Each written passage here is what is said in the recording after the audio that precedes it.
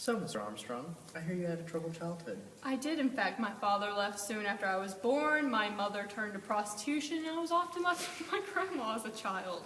I was obligated to leave school in 5th grade to begin working, and of course I was arrested when I was 11 for shooting a gun into the air during a New Year's celebration, and was then sent to the Colored Waifs Home for Boys.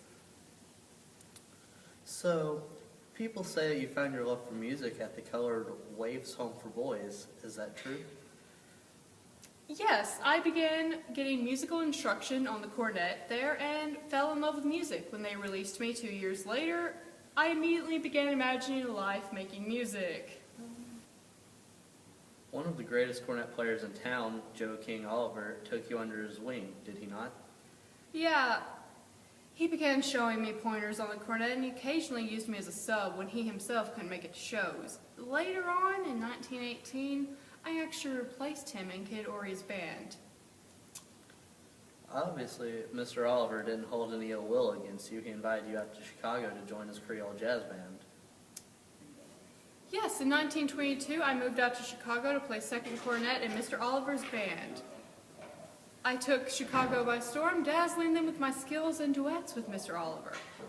On April 5th, 1923, I made my first recording with Oliver and earned my first solo on Chimes Blues.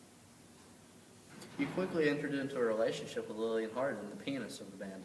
After you married in 1924, she thought Oliver was holding you back and pressured you to cut ties with him and join the Fletcher Henderson's orchestra in New York. How did you handle that?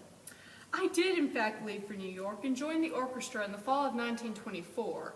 I immediately made my presence in New York felt with a series of solos that introduced the concept of swing music to the band. However, my southern mentality did not mesh well with the northern mentality of the rest of the orchestra.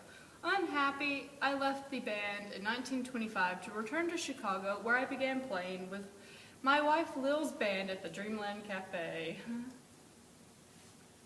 Back in Chicago, OK Records let you make your first records with the band under your own name, Louis Armstrong, in a top 5, right? How was that?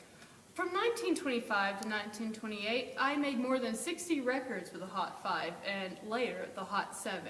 Today, these are regarded as the most influential and important recordings in jazz history. I made use of daring rhythmic choices, swinging phrases, incredible high notes, and my own vocals, popularizing the wordless style of scat.